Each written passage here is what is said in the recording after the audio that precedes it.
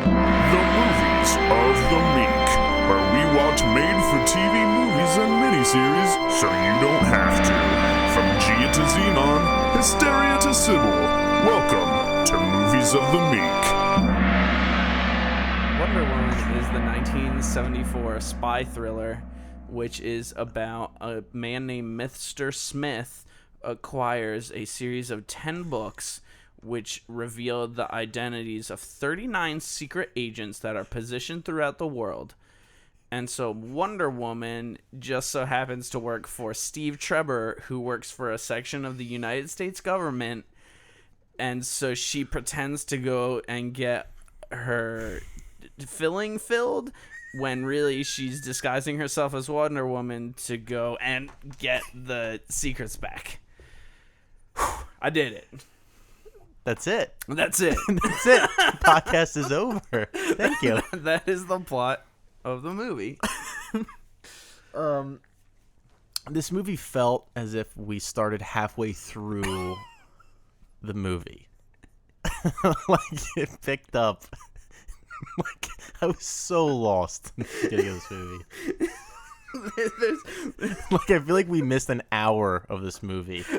There's also so Wonder Woman, okay? What are her powers? Let's go into the character of Wonder Woman just for a little bit, because in this movie they bothered to give her an origin, kind of. They actually had a flashback to her on the island of the Amazonians, and they give her permission to go off into the world of man, which doesn't happen in the comic books. She is shunned for going off into the world of man, and it's actually Steve Trevor who she's enticed by, and she goes off and joins him in the world of man, and she's looked as an outcast, and she's looked as a piece of garbage for joining that. Really? And in this movie, it's the opposite. It is the exact opposite. They're like, you know what? You need to go out there and you need to find yourself. And by going out there and finding yourself, I guess you'll become a spy. and that's the Wonder Woman's origin is fascinating. There's two different ones that you can do. There's the shitty new one, which happened in 2011, which is that she is a daughter of a Greek god. Okay, and so the plot is that her mother had sex with a god, and that's how Wonder Woman was born. Okay? The cooler origin story for Wonder Woman is that she was made out of clay, and she was wished into existence.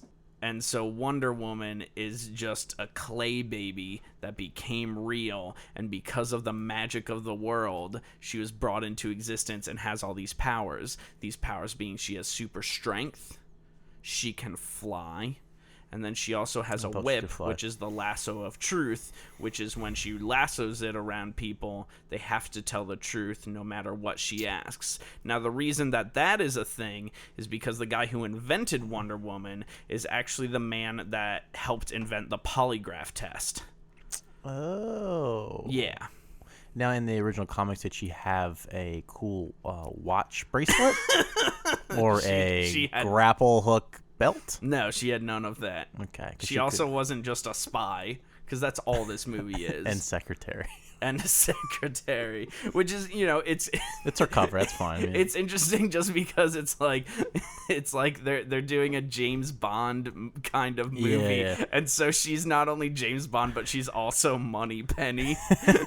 Like, she's the sexy secretary that James Bond hits on, and she's James Bond. If she's that good of a spy, why make her be a secretary? Like what is the purpose of her having that job? Yeah, and that should just be a spy. And that's the thing. I'm like, so did she get into this spy thing by she applied for a job as a secretary position, and then she just slowly over time, like Steve Trevor was like, Wonder Woman sure does help out on a lot of these missions. I would understand if it was her cover, right? Like if no one knew she was Wonder Woman and she had her own agenda. Yeah. But her boss is her spy boss and her secretary boss. Yeah. So I just don't understand. And they're super cryptic when she goes out to do her spy business. Yeah. She's getting. I have to get my tooth filled, or I lost my filling. And that's one of those things where it's like it's clearly supposedly a cover, but it's really only a cover between them Who know what's going on? because it's clearly an administration where there's only two people working. It's just Wonder Woman and then her boss Steve Trevor. She doesn't need to lie to Steve Trevor because Steve Trevor knows that she's Wonder Woman. Yeah. You know, it would be like if Spider-Man had a wife and Spider-Man's wife would go, "What are you gonna go do tonight? I heard the hobgoblins out on the town," and then Spider-Man just so happens to go, "I'm gonna go grab some bagels." You know what I'm saying? And she's like, "Oh yeah, bagels." And then later, after he defeats the hobgoblin, he comes back and he's like, "Man, those were some spicy pumpkin bagels." And she's like, "Ha ha ha." End of movie. That's what this was like. She's not even a superhero in this movie. She has no powers. She is a good gymnast. She is a good gymnast. She can fight. Yeah. And she has some gadgets. Yeah. She has just her belt and grapple hook. Yeah.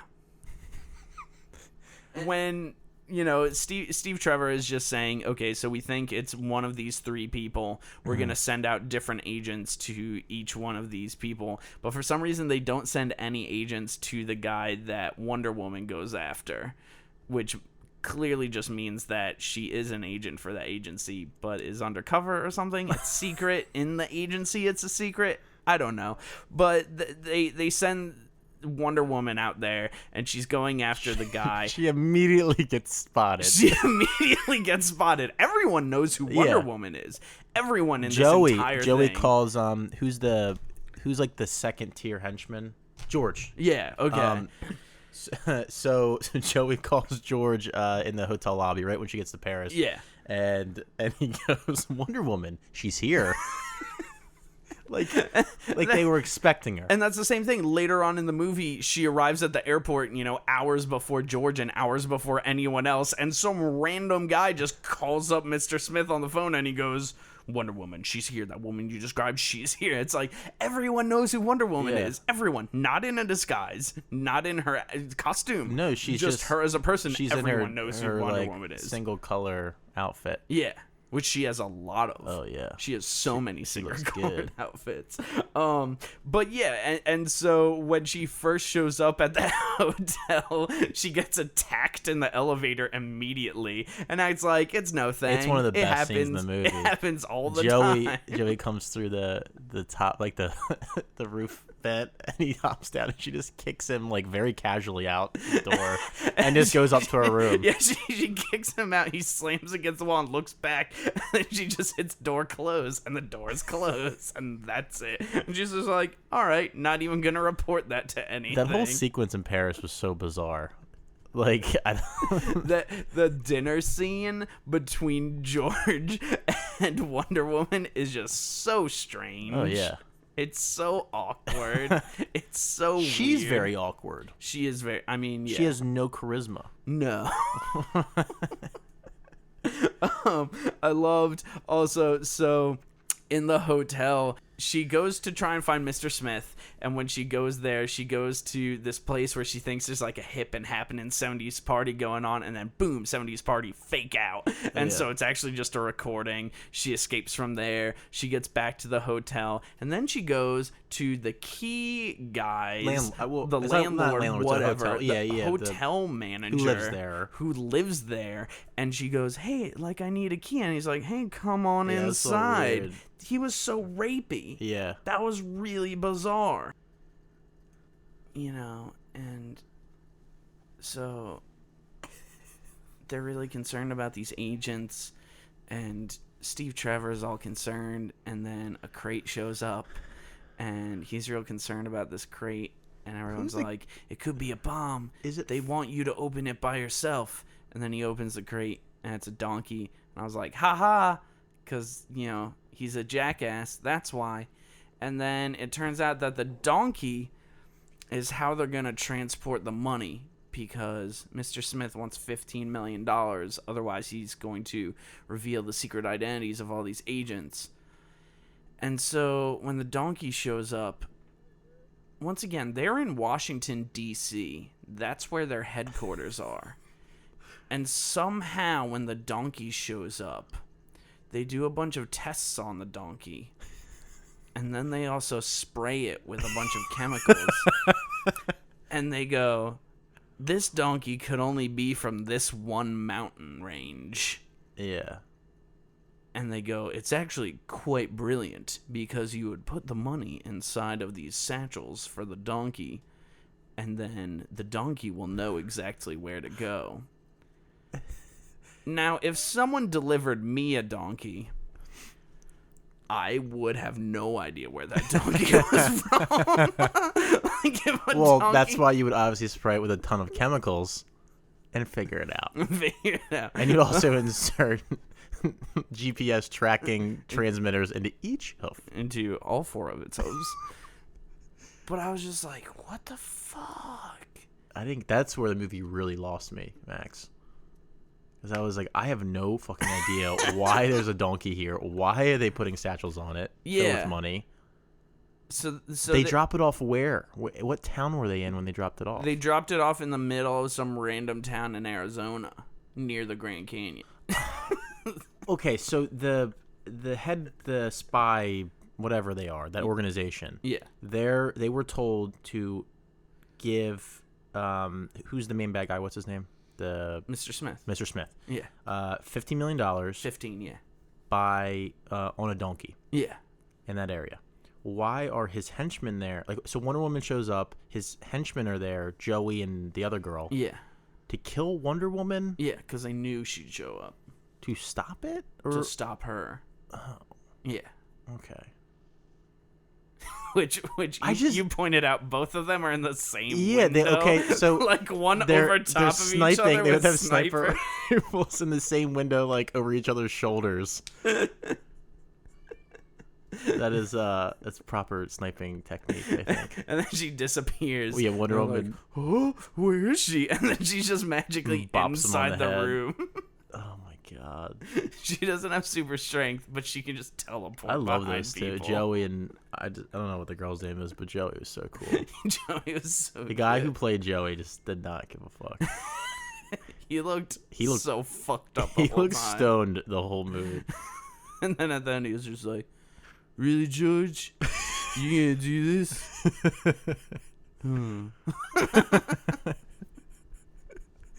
That was the most exciting part of the movie was when they dropped the donkey off, the sniping scene. So Wonder Woman follows this donkey into a cave, and now it goes into this room.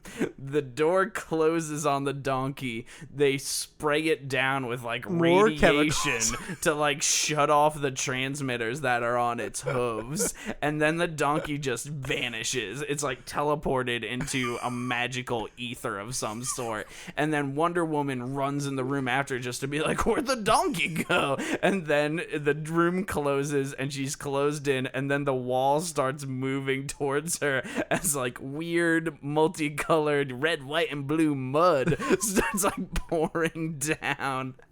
And the wall gets closer and closer to her, and then she's able to bust out. She uses her Wonder Woman strength in one scene where she kicks this glass and it breaks, and then she runs out, and this is my favorite part. She looks up to the sky as a helicopter passes overhead, that's right. Okay. Carrying the donkey. Oh my god. It teleports into the air. It teleports into like a net the helicopter is carrying. I don't understand. And then she has the worst duel in film history. And so that's it's Angela, her Amazonian sister. Angela. Amazonian, yeah. Whatever she is. Yeah. And they duel with like pool cues. It's the least entertaining fight scene I think I've ever seen. So a few of the things that this made me think of is that it reminded me of, just old James Bond movies, like it really wanted to be, what is it? You Only Live Twice, the James Bond movie, which is my personal favorite James Bond movie. It's super long. It feels super long, but it does have the villain where you never see his face until the very end, and he always has the cat that he's massaging, and then, so it has a whole bunch of that. We never see the guy's face until the very end for no reason. It's not like we know who that guy is. It's not a twist of any kind. It's not like we're like, oh, it's Ricardo Montalban. It's not a twist. We don't know who that character is. We don't care, but it's just something that they do. And then, of course, it does have Ricardo Montalban in this movie, who plays the villain Mr. Smith, and he is in The Wrath of Kahn. He played Kahn in Star Trek. He also was in those really old car commercials. I can't remember which car, but the fine Corinthian leather. It's Ricardo Montalban, super famous guy. So it's great having him in there. So, of course, you can bring parallels to Star Trek, which is...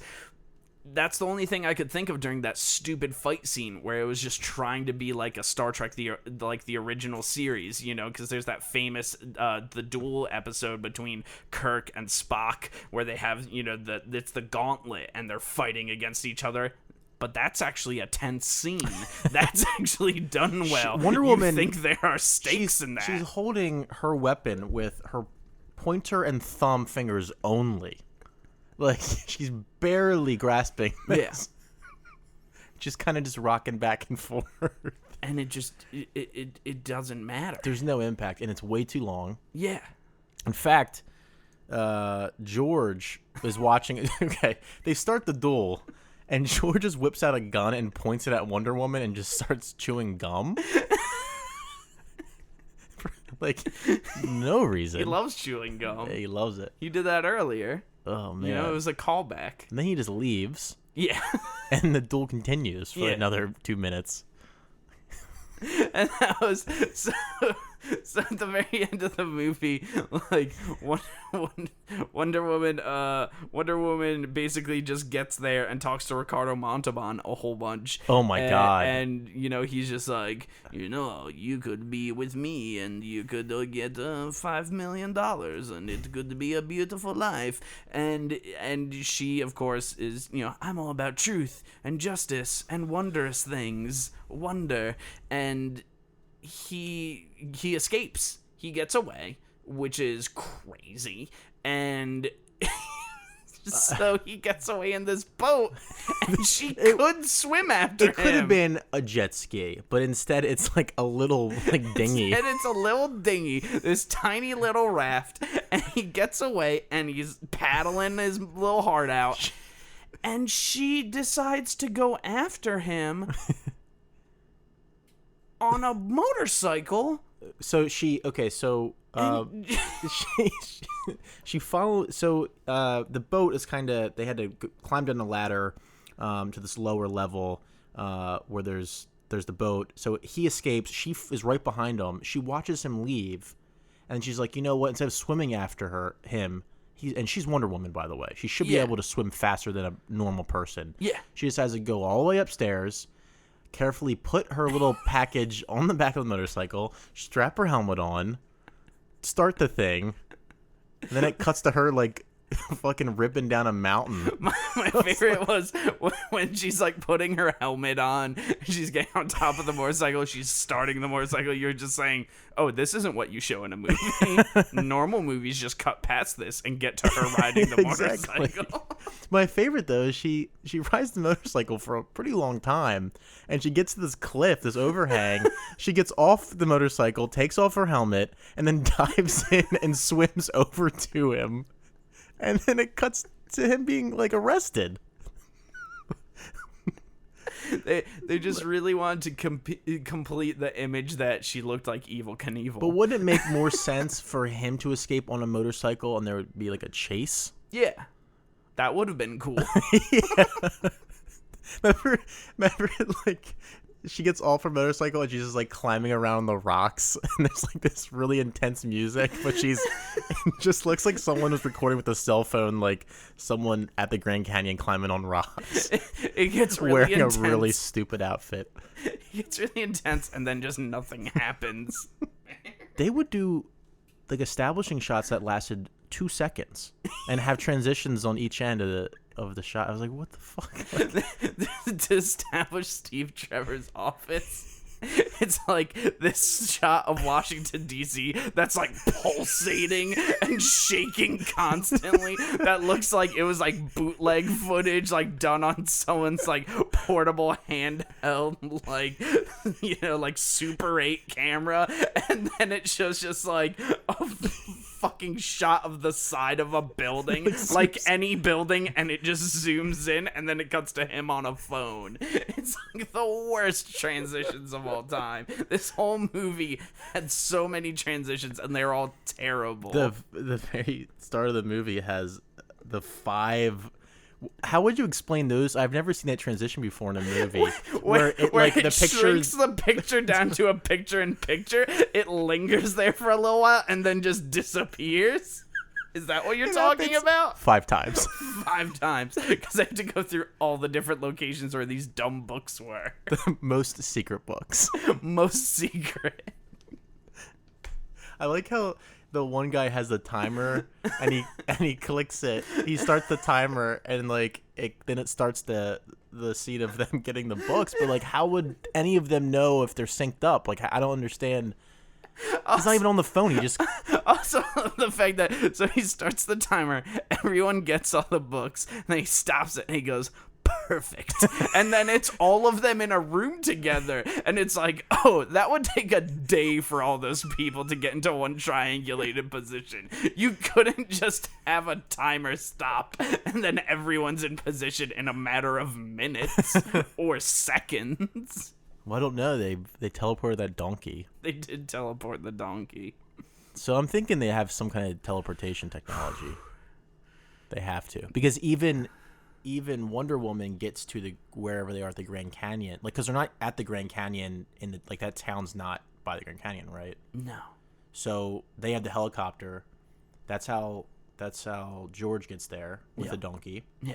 To meet what's his face, and then Mr. Smith. and then Joey and his partner Josephine. They show up instantly. Yeah. And then Wonder Woman obviously shows up instantly. But she's Wonder Woman. Like, I would totally, like, if they established she could fly or something, I'd be like, that's fine. Like, Yeah. whatever. But she doesn't in the movie. So I guess Yeah. she just walked or rode her motorcycle. I don't know. And that's one of the things that's weird to me, is that you have a character that has so much potential for like crazy and outlandish things, and yet you decide to do the most basic thing of all time with it. Do you think that's because it'd be so hard to show those powers visually? This was like a made-for-TV movie in the 70s. It probably had no budget. Yeah. Do you have any other notes, Max? Any other, No. I sure the transitions are a nightmare.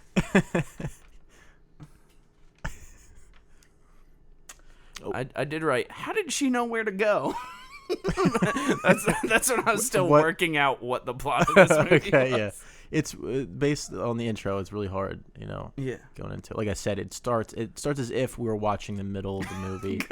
Because that's my notes in order are they say Wonder a lot. She works for the government hostage negotiator, question mark. How does she know where to go? Does the government know she's working for them? Yeah, that's it. Why does she wear her bracelets over top of her coat sleeves? It's fashionable. It's fashionable in the 70s. Yeah. Oh my god.